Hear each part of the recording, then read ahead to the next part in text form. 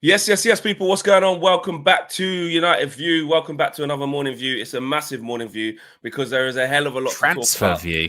Transfer view. The transfer view, as it says there in black and white in front of my face, and in yellow if I needed any other, and in yellow in the corner as well. There's so much transfer view everywhere.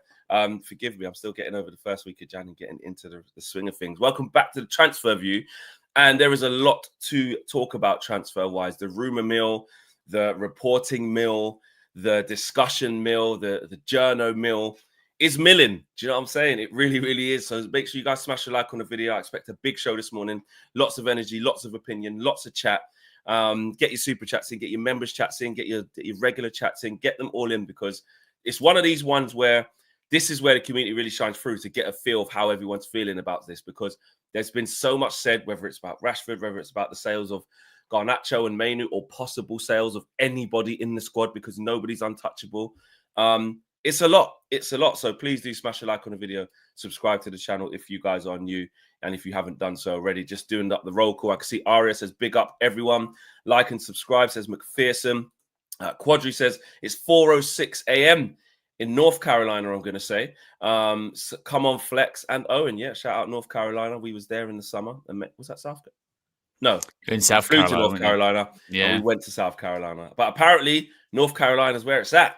You know what I'm saying? North Carolina is where it's at. Shout out anyone in South Carolina, but that's just what I heard. Fans in England should riot if Mainoo is sold, says Michael as well.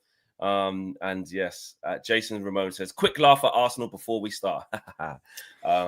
Yes, I will catch up on AFTV later on the train, because I wanted to save it for when I can watch it properly. But we've got our own shit to sort out.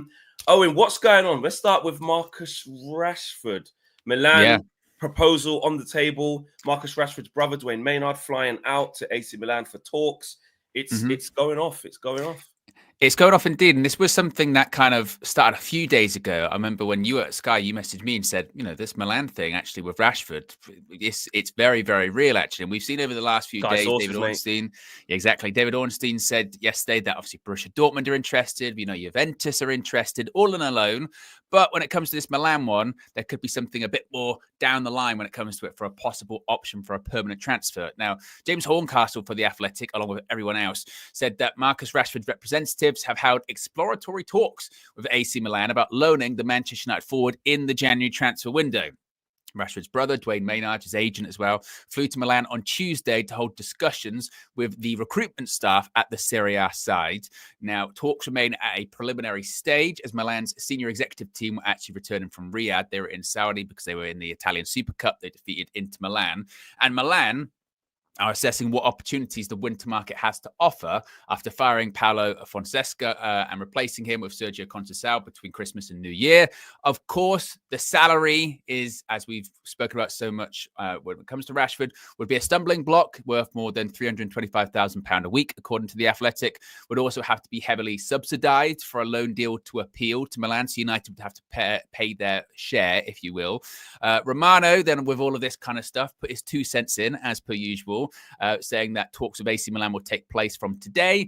Italian clubs want to understand the loan conditions. It's early stages, according to Romano, Dwayne Maynard, and Rashford's representatives. We'll talk to the likes of Dortmund and others and more clubs in the next few days. But from the Italian side of things, Fleck, Gianluca Di Marzio wants the leader when it comes to transfers, all things transfers, maybe not so much nowadays, but of course, Italian-based journalist. I think he's part of Sky Italy, isn't he? So, he would have links, you would think. He said that actually AC Milan have put an offer down. AC Milan have offered Manchester United a loan with an option to buy for Marcus Rashford. They are determined to sign Rashford in this window.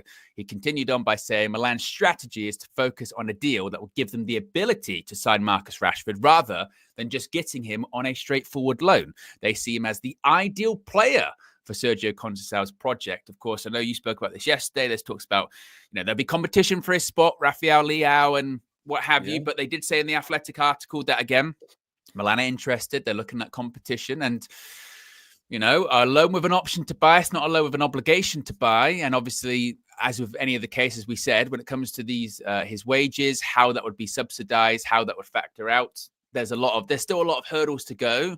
But as Nikhil says on the screen there, Flex, the Rashford news is definitely starting to kick off. And we said that definitely all of the parties going to have a look in January, and I think that's all starting.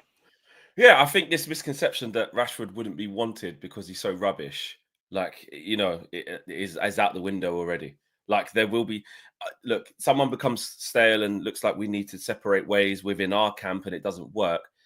He is attractive to people in European football. Absolutely. There will be people who believe they can get a tune out of him, the brand, the player, the ability that he can show at his top, most confident level. There'll be people sniffing around it. And guess what? That's what we're seeing. Even though, the wages, we know the stumbling block and we know this, the deal economics is tough, there will be people trying to explore what that looks like and how to do it. And AC Milan is an interesting one because, sat out Super Kev Hatchard. I just happened to be on Sky with him at the time this was all breaking. And we kind of got the news a good few hours before. So I messaged Owen with what was going on. And then it all sort of came out later on in the day. So we did discuss it on that. And, that is competition for Rashford. Like, it's not, if especially in his favoured left-hand side position, Pulisic has been playing there as Leao's been out for the last few games and had wasn't really getting on with Fonseca, etc., etc. Yeah.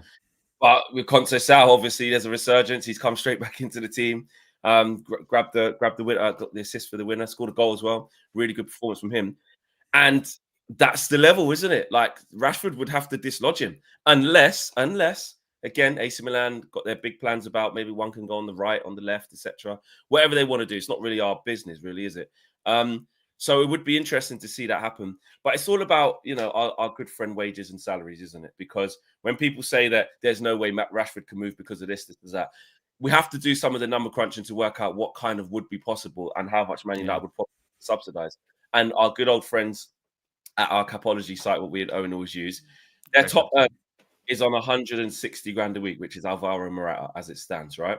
So that's just over half of Rashford's 300k a week wages. So just as a ballpark, with me just doing basics principles of maths, you're looking at about half. Maybe they could put at 150k a week because they can afford that. That would be one of their top earners. That's the upper echelon, which, let's be honest, Rashford would probably go straight into that. And United have to take the hit and keep paying him 150 a week, which isn't too dissimilar to what we're having to do with Jadon Sancho. It's half in that wage. It's slicing that wage in half for the foreseeable until the summer, so you can get 150 grand a week off your books until August.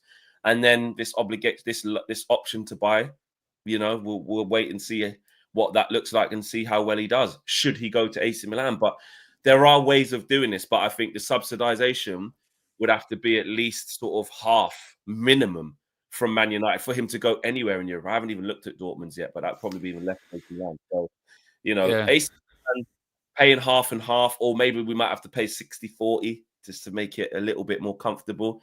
That's probably what we're looking at. Yeah, probably. I mean, the max probably, like you said, is 50-50 for them. The likelihood is it might actually be a bit lower. It might be like 60-40, 70, maybe 70-30, something like that. They might say, we're really tight too, as United are. And we've got to get to this a bit later on. United, I think, financially, because they're aware of where most likely they're going to finish in the league this season, not going to be in the Champions League for another season, not going to be in Europe at all. A big hit financially is going to come, and we're also very tight on PSR. So I think all of this kind of chatter at the moment is just we need to raise some funds quickly, not necessarily for the transfer window now, actually just to kind of offset the summer as to what's going to come, because again, we're going to take a big hit financially soon. So I think what's also interesting, Flex, is as we've seen in the last few days, when you get Milan, concrete links, obviously Dortmund, interested, Juventus possibly interested as well, not only in Rashford, but in a couple of United players.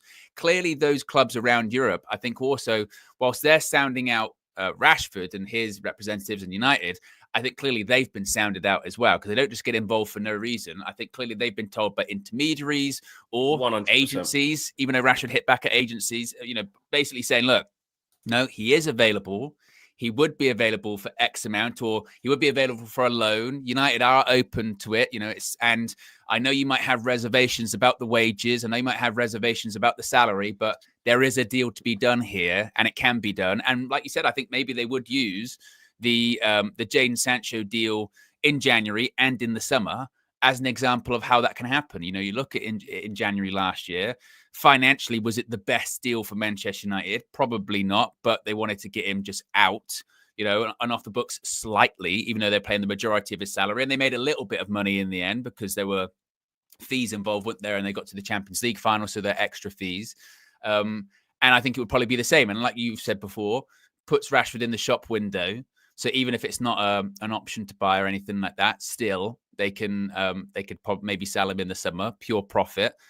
Or maybe they do get this obligation. As of right now, it's, you know, just the suggestion is that it would be an option, and I don't think. I think United would steer away from an option. I think if there was something involving permanent, they'd want it to be an obligation as opposed to being an option, because they steered away from a Sancho option with Dortmund last year, didn't they? With the mindset being, you never know. Basically, he could, if they go there and they're like, oh, it's a loan with an option to buy for £25 million, say. They don't want Rashford to go there and do really, really well and then get absolutely, you know, pants pulled down and go, oh, God, I can't believe that. You know, we saw him for 25 million. He's worth like 40 or 50. Yeah, exactly. Now, so and he's got years left on his contract as well. Exactly. Yeah, so I don't see an option really happening. No, you know, options is also Man United can say no. So, you know, the option is just you're allowed to put a bid down, but Man United, the option and the obligation. Remember when we did a piece on it off of what somebody else did? It was really interesting reading about kind of neither definitely always mean the player will go. Obviously, obligation more so is, but it still has to be a selling club, and there has to be a willing club to have to buy the player.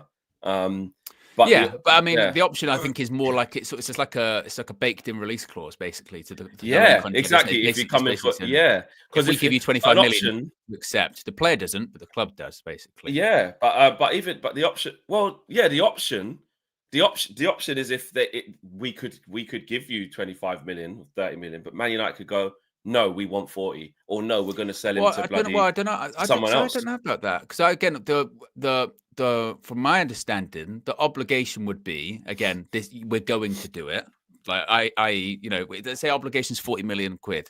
That means at the end of it, we're going to pay 40 million. That's going to happen. Again, player could say no, or the whole thing could fall apart, I guess. Yeah, he could get injured. But when it comes to the option, my understanding of that is basically if it was an option of 25, that means if we give you 25, you have to accept that, not the player, but the club, and then we can do it from there, basically. See, I was thinking the club, the whole point of the option is that the club could have the option to negotiate and ask for more or decline. But then what's the point of the option then? Because the option, it's almost like a first dip. It's almost like we will negotiate with you, but it's not a definite. It's like you have the option is like you can or you can't. Yeah, exactly. Yeah, but so you can offer 25 million, but we don't have to say yes. But I understood it as the option the option is if we wanted to, we could give you 25 and you would have to accept it. That's what the option is. Not as because otherwise, what's the point of the option? But then you're obliged to sell. But that means you would be obliged to sell. They're not obliged to sell. They're not obliged to sell, are they? Because it's not the club. So no, say no. Because AC Milan could say no. But United also could as well. No, if the option's there, then no.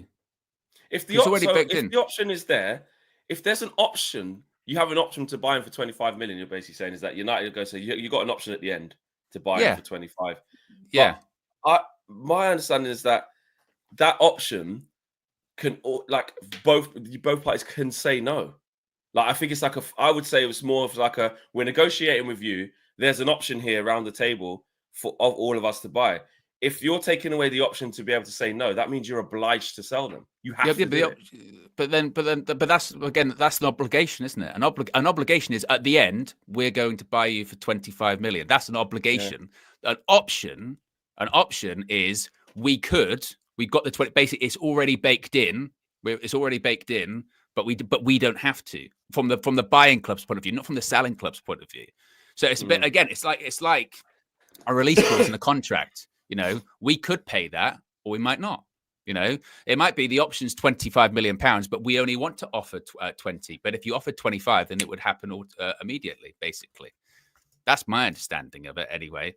And obviously the obligation is at the end of the loan, this is going to happen. Yeah, I get. Do you know what? It's really, really interesting because I understand what you're saying. If you just do the AI thing on just on Google, just a brief. In football, the difference between an option and obligation is that an option gives a club a choice to buy a player, while an obligation requires the club to buy the player if certain conditions are met. Option, a club can choose whether or not to buy a player. This is often done through a loan, which is with an option to buy, where the club borrows a player for a set amount of time and agrees to a price to buy them at the end of the loan. An obligation, a club is required to buy a player if certain conditions are met. For example, a club might sign a player on loan with an obligation to buy if the player makes a certain number of appearances. Loan deals with obligations to buy can be useful for clubs to spread out the cost of a transfer over multiple years. So we know that bit. Essentially, what I'm saying is what Adam's saying here. An obligation is you must buy at an X price. An option is a pre-agreed price. You can choose to trigger it. The buying club, essentially. Yeah. So the selling club in the option has no choice. Well, is that what we're saying? Well, it depends if they trigger the option or not. They could go lower. That's what I'm saying. So you're as the selling club in the option, you don't really have that much rigor. It's all about the buying club, really. The obligation is where you set in.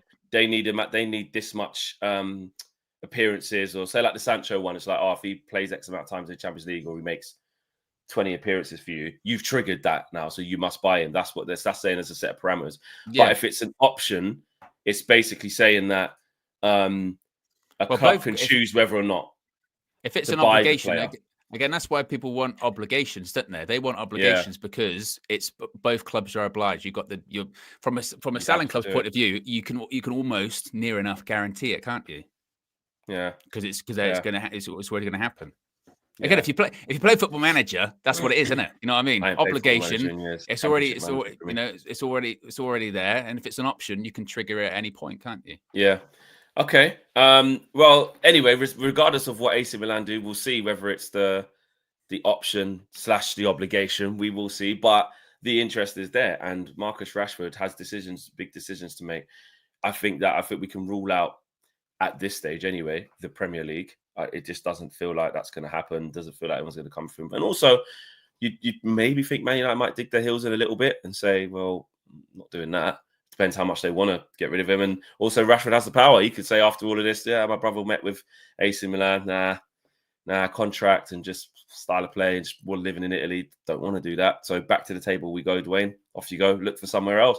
Go Germany. I don't really like that.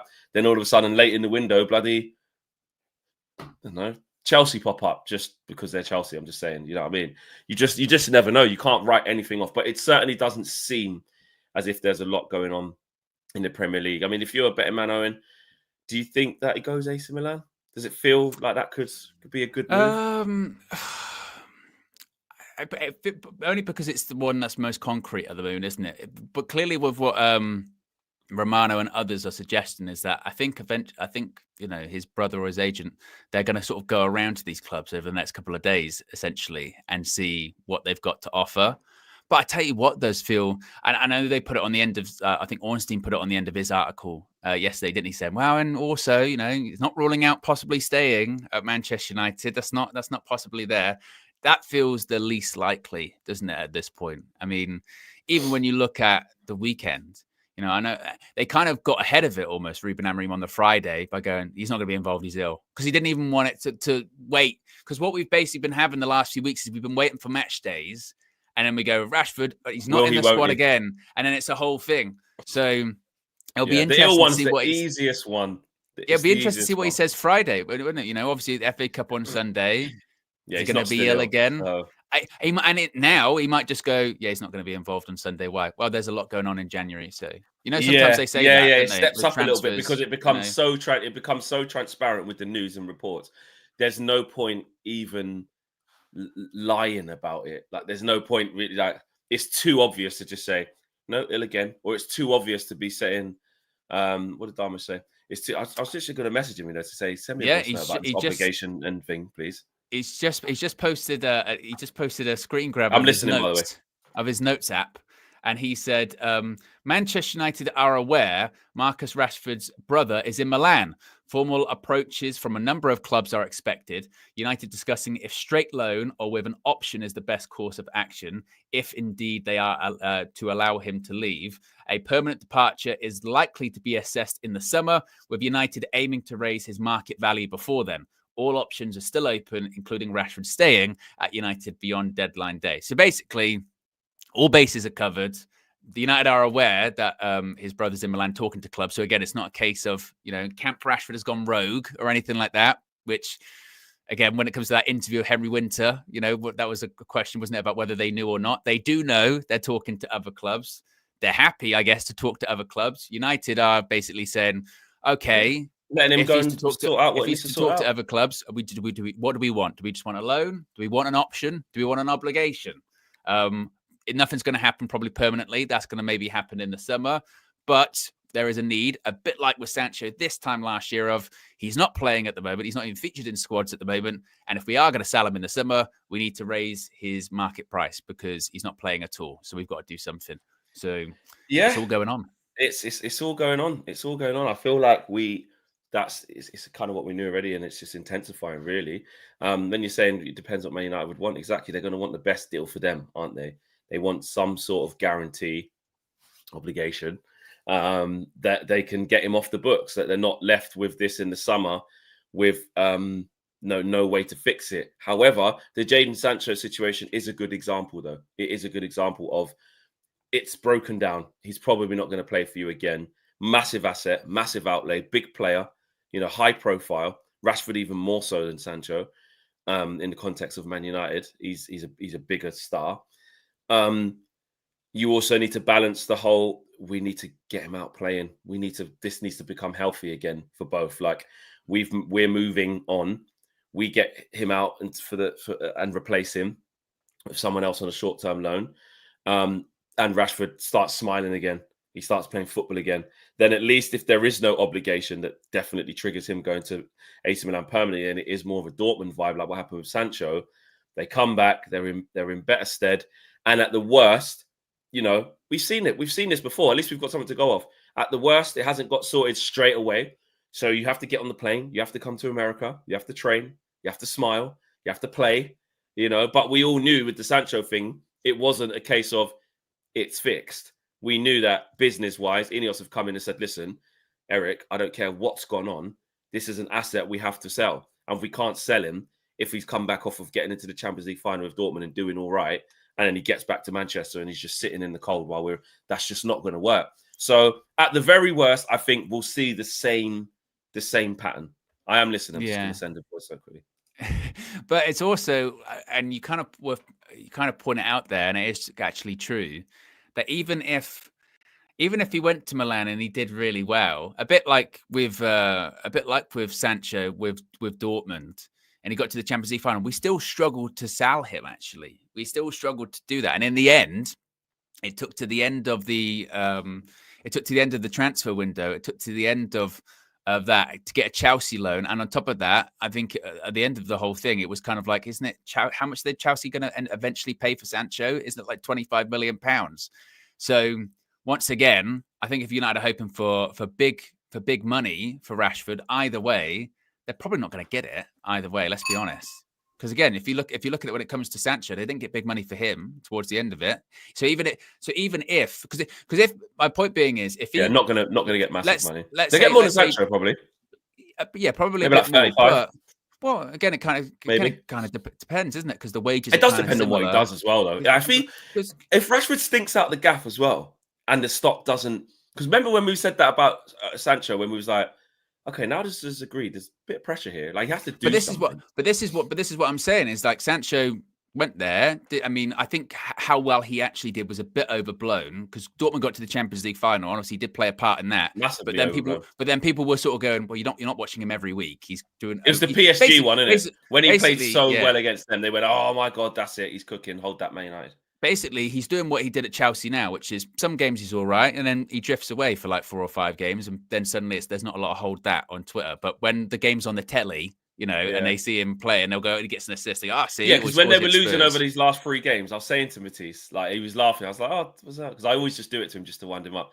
He was like, yeah, we were terrible against was it Palace, or was it Fulham, or one of their losses the other day? I think it was the one before Ipswich where they didn't win. Who was that? Was it Fulham? No. Fulham. Yeah, Fulham. They lost in the last minute, innit? That was it. So I was like, did Sancho play? And he went, he'd start for your team. He'd start for your team straight, like, just to wind him up, which he would start for our team right now. I get that. But, like, it's exactly what you say. In the period of, but then the game before that, who did he twist up? He twisted up someone. Against Palace, he got an assist for that was Cole it. And that was Palmer a really good assist. That was it. Exactly.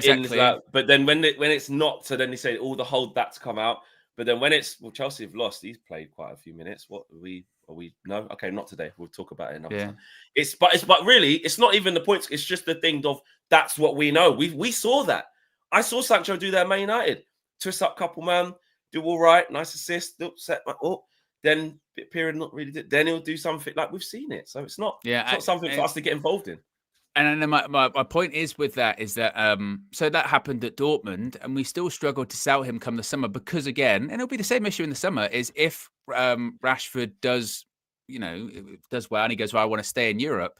Well, rightfully so, then a lot of clubs are going to go, well, we couldn't afford to give you 40 million for Jadon Sancho. We can't afford to give you 40 million for Marcus Rashford, really, unless we sell a bunch of players to the buying club. So it might be it might be an issue again. So max we might get. But the difference with him, though, is whatever we do sell him for, we're up. That's the difference because exactly. If we do get 35 million. It goes straight back into the squad. It ended with Sancho, with it being that we'd got a loan into Chelsea, and at the end of it, there were a lot of people going, we only got like 25 million pounds in the end. And then you have the debate of, but is it just good that he's off the books and gone? We got something for him, as opposed to him just being here and not being happy. I think with the situation we're in, with the situation we're in now, again, like, we know we're not good sellers, and we'll get onto what that looks like in the next part of the show. But we're not good sellers, and we're not sustainable. And we've also severed a lot of relationships with players for various reasons. Some for them, some on our part, etc., etc. So the acceptance of, like, it's over, it's done. We need to just focus on that. We know we're taking L's in terms of what we spent. We're going to take a massive monumental L whenever Anthony decides to leave. We're taking a massive monumental L when Casemiro gets out the door, whether that's in this January to Saudi or the summer. We're taking a massive L on Jadon Sancho. The L's are there to see. We've got to undo the sins of the past. And the only way to do it, and this is when everyone does talk about Arsenal and stuff like that, when things break down, you got to just be ruthless. You got to take what you can for them, get the maximum you can, but accept that's going to be way less than you paid because it's gone. Same with Aaron Wan-Bissaka. What did we pay? 50 million for him. What did we just let him go for? 20 million, didn't we, to West Ham? 25? I don't know. It might be something like that. Less than that? Was it less? I don't know. It can't be much more than 20 anyway. But bought him for 50. So you're making a minimum of 30 mil loss. So 15.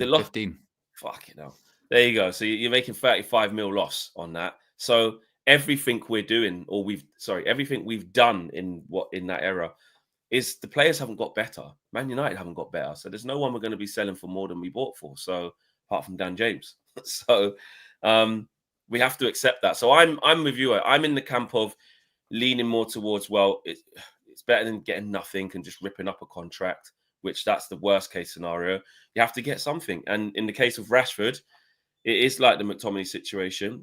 That is different, which is different to the Sancho situation. We didn't have an initial outlay of 70 million pounds for Marcus Rashford. We got him for free.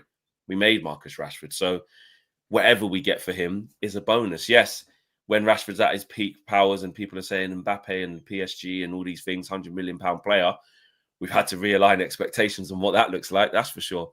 And even 40, you're going, mate, it might be tight that. But that's the benchmark we have to sort of try and get. If we can get between 35 and 40 for Marcus Rashford, we have to just take that to the bank. Yeah. No, I agree. Right, let's get super chats out. It's a big show. It's a very packed show. A lot going on. Skeptic Ill says, I just watched the Flex and KG show. Boom. Tell KG we competed with Real Madrid for Euro, hence the high salary. Yeah.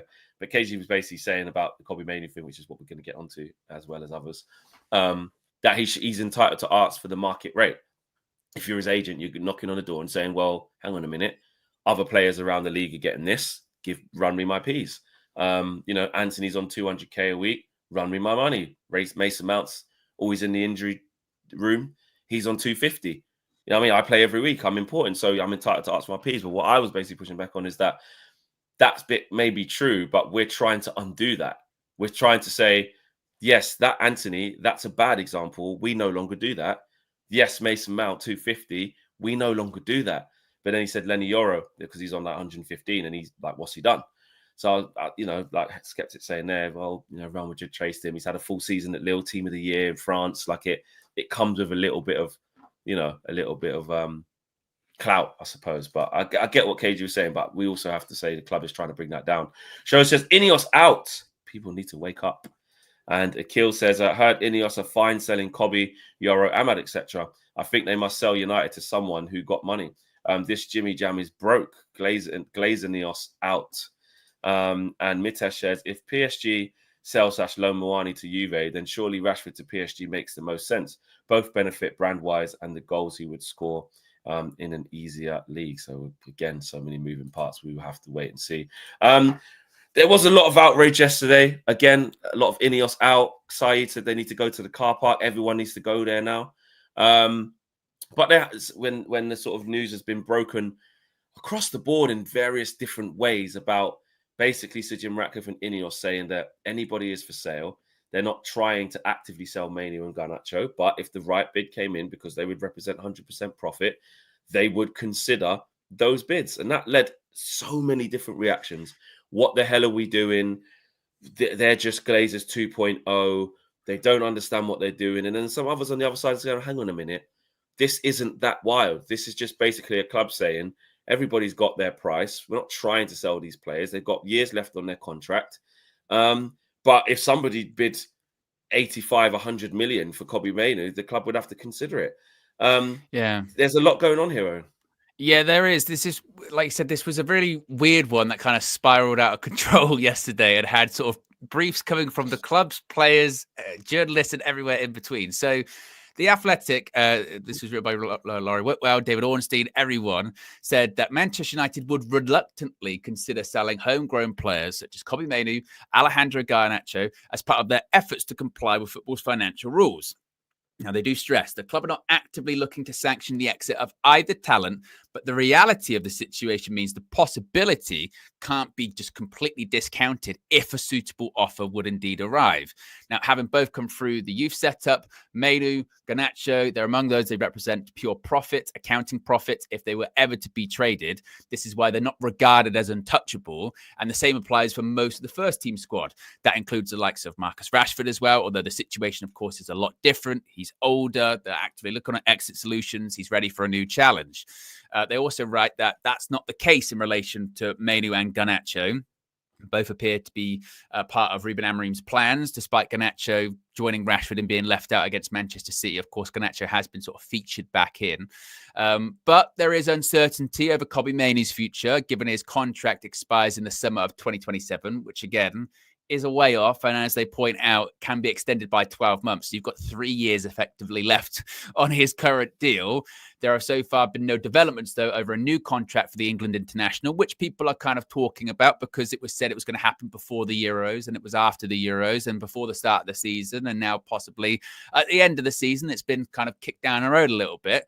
Garnacho, he signed a new deal just last year that tied him down until June 2028. So it's not as if these are really expiring soon or anything like that either.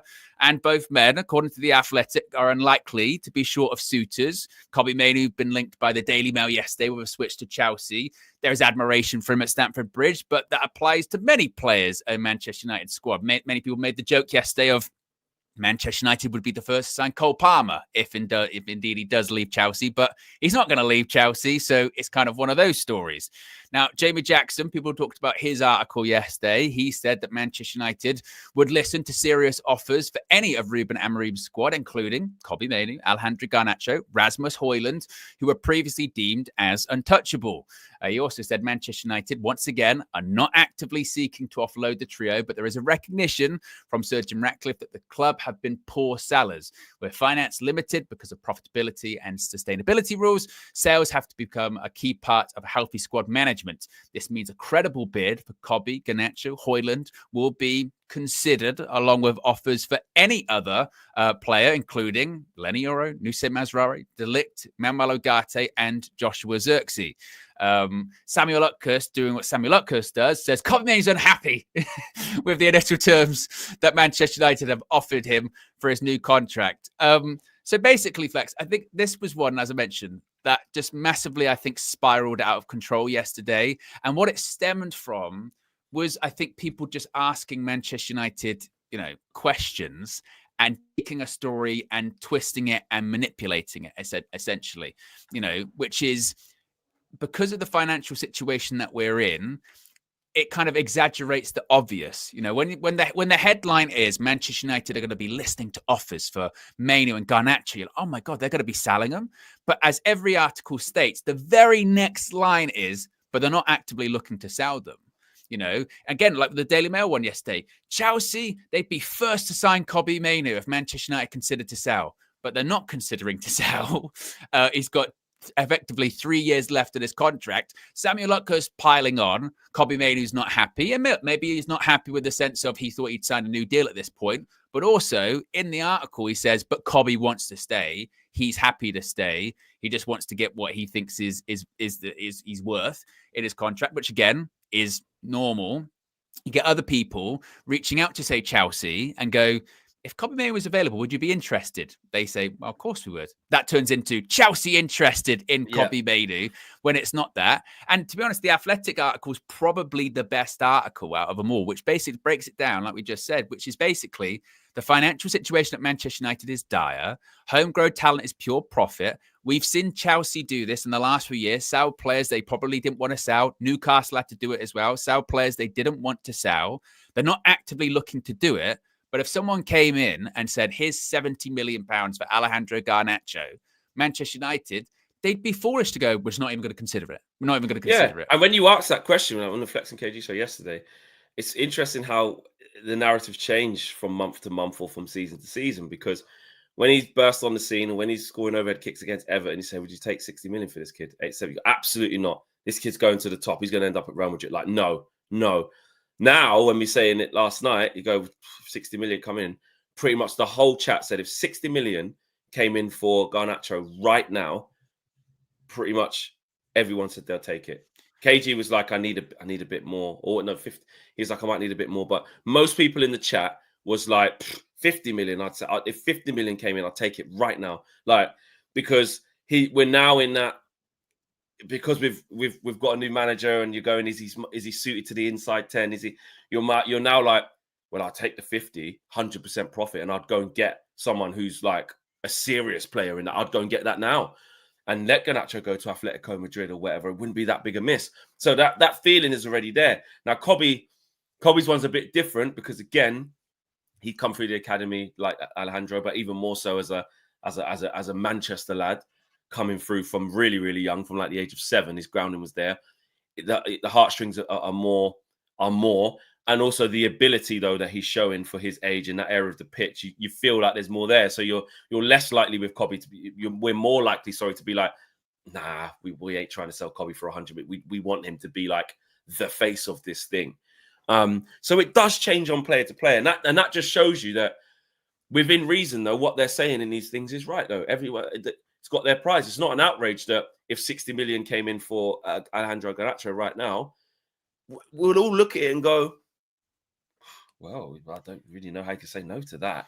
That's a hell of a lot of money. It's sensationalism headlines, really, isn't it? Because again, they're talking about hypotheticals. Yeah. And the reality is, again, I know that people see it in the chat saying, but we're not Chelsea, selling homegrown players. Unfortunately now, first of all, that kind of not true. Obviously, we've had an academy player in our first team squad for years, But we have sold academy players in the past. If we feel that, you know, the offer, if there's an issue or we feel like the offer is right, we've not been opposed to doing that. And unfortunately, the rules of football now go that you have basically, if you want to sell some, you got to sell academy players. That's how you know. And Sir Jim is right with that. And there's a lot of things to criticize Sir Jim Ratcliffe and Ineos about at the moment. My goodness me, I've been doing it recently.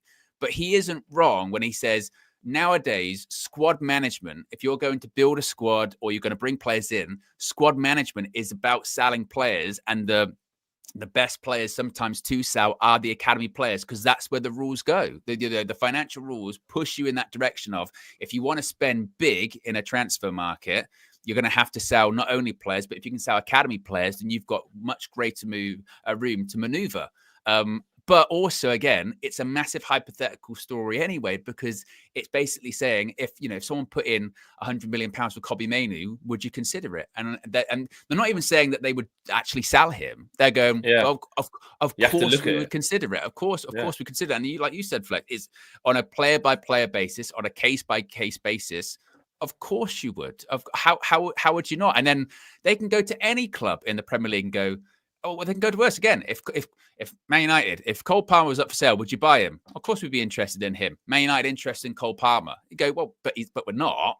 Yeah, but we're not. Exactly. And you can say to Chelsea, you know, I know that's financially sound and stuff like that, and pull loads of levers and little things. But if someone said, you know, they bought him for 40, I know he's not homegrown or anything like that, but they bought him for 40 million.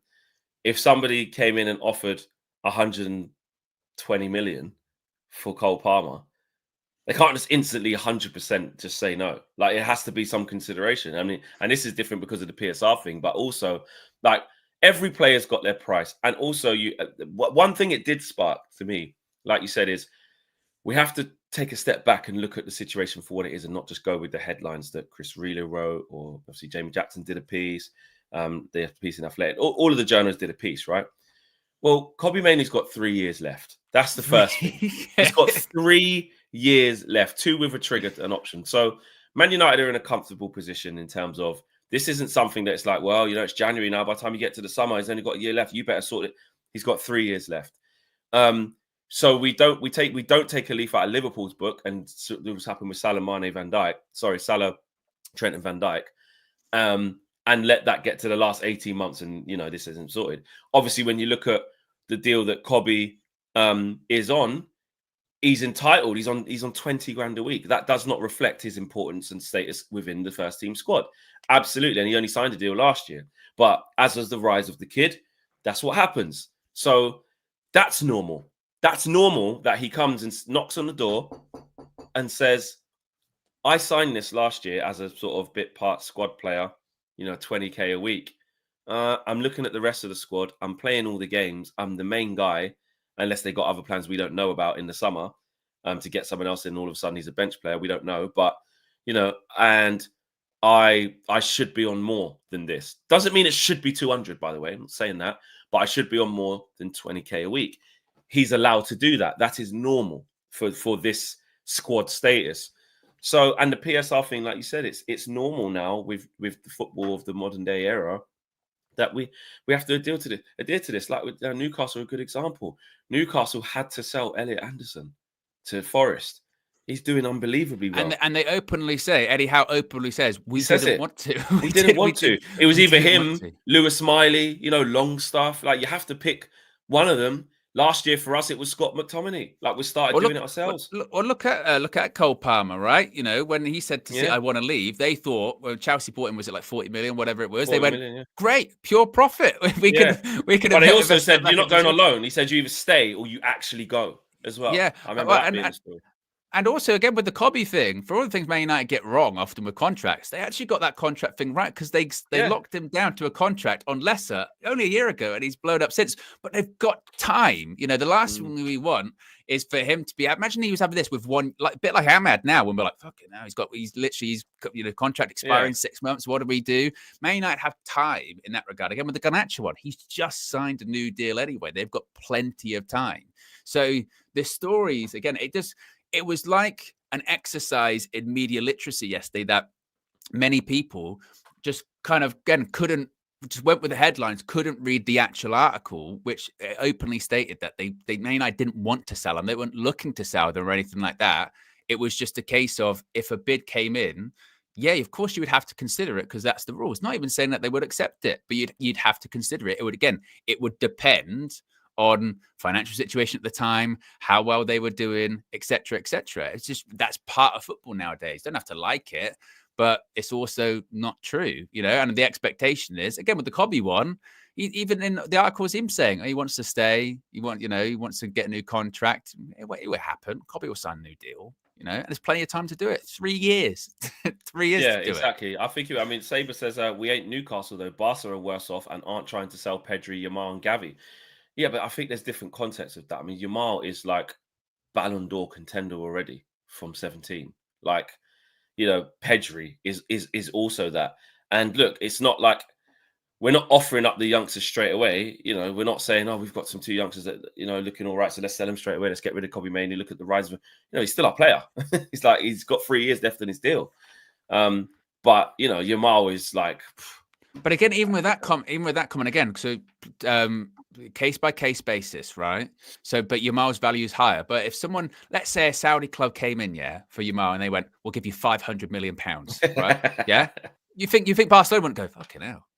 Yeah. You know what I mean? You think about it, different values, and again, Barcelona, they're not actively looking to sell those players. Man United aren't actively looking to sell Kobbie Mainoo and Garnacho either. You know what I mean? They're not. It's just saying if someone put a bid in, then you would think about it. If can't it was a just rubbish discount bid, it straight away. If it was a rubbish bid, you'd say no, wouldn't you? If it was a really big bid, go, oh wow. It's not basically like we're desperate and we're going around with a tin cup and we're going, give us £20 million for Garnacho. We really, we're having a fire sale. It's not necessarily that, is it? It's more just going, again, what do we want? We've said this before. No players untouchable. No players untouchable at Man United. Apparently they are.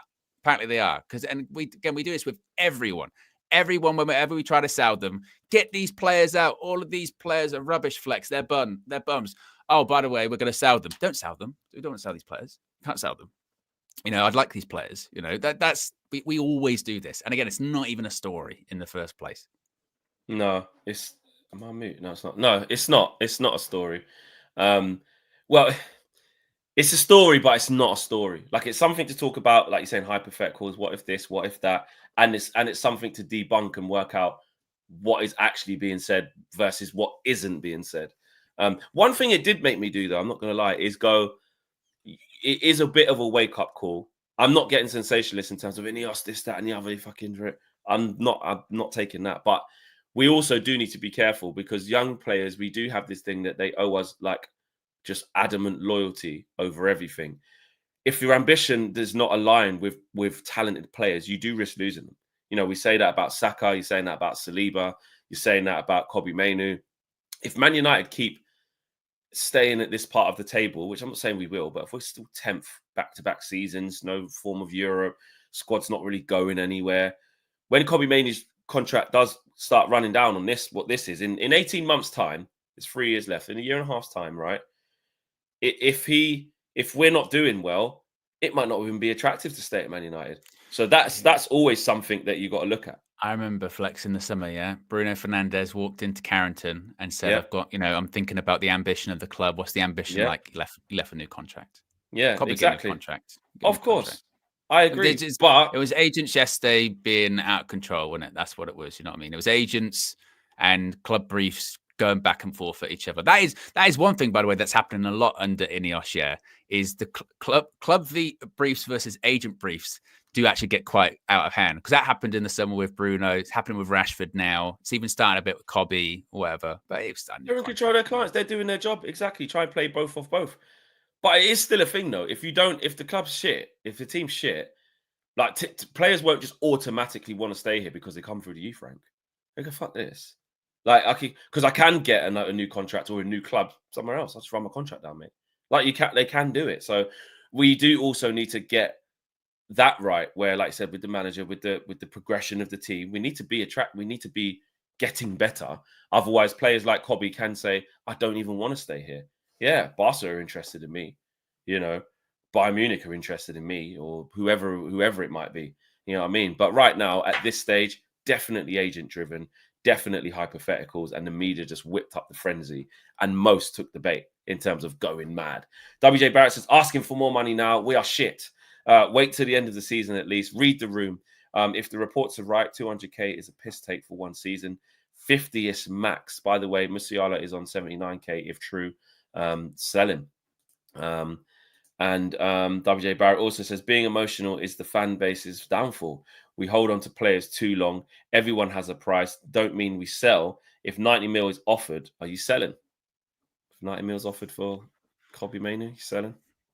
Again, it depends on the situation at the time. What financial position are we in? How is he playing at the time too? I go back to the wages for Kobbie, 200k. That to me again is on the higher side, and I'd be surprised if United went for that, to be honest. And I do agree with what you were saying to KG yesterday in the sense of it's really different. And this is sins of the past. This is what Man United have put themselves in because, rightfully so, his agent and his representatives will go, player X is on 200. Player X is on this. Player X is on that. Therefore, he should be on that. And it's difficult to argue against that. The problem is that player X, let's say Mason Mount, he shouldn't be on 250k. Exactly. That's not the example. And the only way to get it down is by kind of pushing a needle and going, well, let's maybe go for like 150 or something like that. Or let's start with 150 and then in year 3, you go up to 250 or, you know what I mean? Or something like that. And it's difficult. You have to deal with the sins of the past when it comes to that one. Because it's worth pointing out, many people said this yesterday too.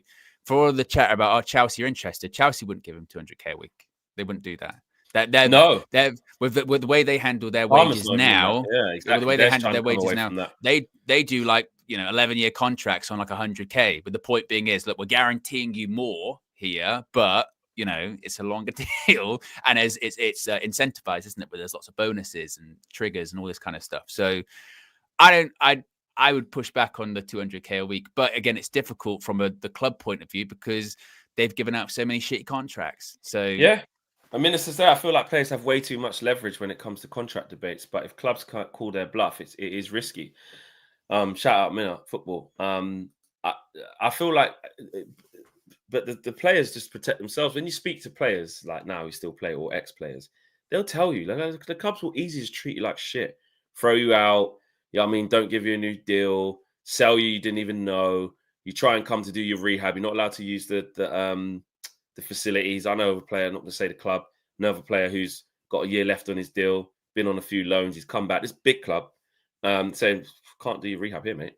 Sorry, better go and get your own. I'm still under contract to you. Like you still owe me. I can't even use the facilities to get better after an op. So it happens. Like these big clubs, when you speak to players, you see the other side of the game that us as fans never see unless you're really close to a player or you've got a family member who's a top level pro or something like that. But when you see the other side of the game and take a peek behind the curtain, it's volatile, man. It's volatile. Yes, they get paid loads of money. And like the Black Red says there, it's the sport business, not friend business. Exactly. So players have to look after themselves. It's a business. That's their job.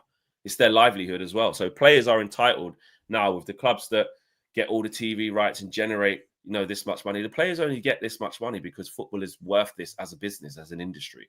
If football itself didn't generate this level of, income across the board, like in football, players can't get 200 grand a week, 300 grand a week, 400 grand a week, etc. Where we say it's too much money. It's only indicative of what the market rate of football is. The same way with NFL and stuff when they get in £100 million contracts and shit, because that's the money it generates. So if it didn't, they can't get that. It's probably the same in WWE. And I don't know what the contracts are like with. They've gone massive now obviously because of the amount of eyeballs watching, and it's more money. It's a bit like football in the sense of, because television drives basically money for everything now. Same with the Premier League, it's distribution right fees, and they get higher and higher every time they do a contract cycle. It's huge. The money involved in it is massive. But at the same time, when it goes to Kobbie, like I said, he's got 3 years left. 3 years in football is a lifetime. 3 years ago, Ralph Rangnick was the interim manager of Manchester United. Yeah. That's 3 years ago. That's how much. But it isn't the full happen. 3 years though, because you wouldn't do. No, it's like 18 months, really. Well, or 2, or even like 2 years, really. You know, 2. what I mean? But would you want? But you want to? Yeah, but you don't want him. So So he's done in. His contract ends in when? 2027. They're saying 2027. Yeah. So if going into summer 2026, you don't really want that not resolved. Well, you don't want him going into a year left, because in that 1 year, if you then don't sort that by January, then it's pre-contract territory. Then it's can talk to this club. Then it's what's going on, and then the noise comes. You got to plan ahead. By 2026, that needs to be sorted. Oh, it'd probably be done by the end of the season, wouldn't it? Let's be honest. You know what I mean? You're confident. Owen, you never know, mate. Football's a funny game, bro. It also changes very quickly. Flex. Like, again, it's one of those ones. It was blown massively out. It was signed a new contract. He wants to sign a new contract. He's gone early. He's saying it's a load of rubbish. It is a load of rubbish. Look at Bruno in the summer. I tell you what, Bayern Munich are interested, and he got a new contract because, again, collectively we all shit ourselves. We go, Bruno can't go to Bayern. He can't have that. And the other half were like, good. They can't go to this club. Then people do the Photoshop of Cobby in like a Chelsea kit or something like that, and they go, Cobby Mainoo's been playing for Manchester United for like 18 months. You know, in the first. He's still got a lot to prove of. Not even that. Not even that. In 18 months' time, we might be going like, oh, actually, I tell you what, he wasn't as good as we thought he was. And we don't know. It's like football's so much can happen. We just got to. That's what I mean about the contract. That's what I'm saying. You don't know. We've got time. We've got a long time when it comes to that one. The last thing we need to be doing is rushing into that and then giving him 200K. And then, like we've done in the past, we go, actually, well, yeah, he was good, but maybe he's not as good as 200K kind of thing. You know. We've got ages. You've jinxed it now. But you do bring up a good point, though, of how football changes the other way. This is what I'm saying. Of like, it's not guaranteed that he signs because, like you said, I believe in Cobby, but football's a crazy game. In 18 months, you could go. Thought would be more than this now. That's been 3 years he's been playing at this level. Is he going to be a 200? Is he going to be 100? Yeah. I don't know. So someone does bring in a decent wage to take him abroad somewhere. You go, he's gone Atletico. Atletico just put in 75 mil for him. 60 mil. But the chances are, if someone puts in that much money, it means he's doing well, though. Well, you say that, but people were saying about Evan Ferguson, £100 million like 18 months ago. Exactly, but no one took the bait. Yeah, exactly. Football's funny. Yeah. Mina was just asking, out of interest, what does she think? What do people think about what Cobby should be on maximum? I think there needs to be more, like Owen's saying, there's 3 years left. So at least another year and a half of playing at this level gives you a better idea of what you should be giving him. Right now, if he was to sign it tomorrow, 20 to 80/100 would be all right, you know. But if he fucking balls out and is exceptionally good from now to when we need to give it to him, it changes. So I just think it's too early to consider. But I'd say a ballpark around 100K. I'd say around 100, 80 to 100. Something like that. I mean, and also, again, his agents are smart because they're going like, you know, he had a massive season last season, and he featured in the England squad that got to the Euros final. If there was ever a time to leverage to get yourself a new deal, it was around the summer. And the fact that it didn't happen and it got pushed down, of course, they'd be pissed off about that. But again, United are right to take their time with that kind of thing because, you know, there is no rush. There is no rush when it comes to that. And they can kick up a stink and stuff, but again, you signed a contract in the first place. WJ Barrett's, you know, saying about Musiala. Musiala's currently on 90. Where is it? Oh, he's low down, isn't he? Where is it? Musiala. I just saw it. Where's Musiala gone? There he is. There. 96. Oh, go on. Mr. Reddy just said 2 seconds ago. Cobby Mainoo has got no concerns over his Man United future. He feels valued at the club. It's like I said, isn't it? He's not going anywhere. Yeah, and we can't base it on Musiala. Musiala's about to negotiate a new deal and wants fucking 300 bags. Because mate, have you seen Bayern's wages? And Harry Kane's on 480. I told you a few weeks ago. And also, by the way, Musiala, he's been doing it for a few more years than Cobby Mainoo has as well. So we can say, I know they're similar age, but he's been doing it a bit longer. Yeah. You know? And the reason why Thomas Muller's getting that is because he's a legend there. You know what I mean? Neuer's a legend there, 400 grand. Muller, 390 grand. Kimmich, legend there, 370 grand. Even Serge Gnabry, 360. Yeah. Fucking hell. Kingsley Coman, 360. Sane's contract's about to run out. He's going to go on a free. He's on 288. Elise's gone to 260 from Palace. Fucking hell. 260, bro. Mad. And we got Mason Mount on 250. Mental. Shenanigans says, so overblown. Club are trying to take back control and create leverage. If a player knows he's untouchable, then they will make unrealistic demands. Facts. Agree with that. And Aminor says, where is KG Scout? He should be scouting replacements. We don't need replacements. Like we're saying, it's overblown. It's always, don't just keep calm. Anyway, guys, big show. We knew it would be a big show. Smash a like on the video. Subscribe to the channel if you are new. Last little update there from Melissa already, which is, Kobe Mainoo's comfortable, so calm down. WJ Barrett says, why are we not selling Rashford to Bayern? Maybe they don't want him. To want him, yeah.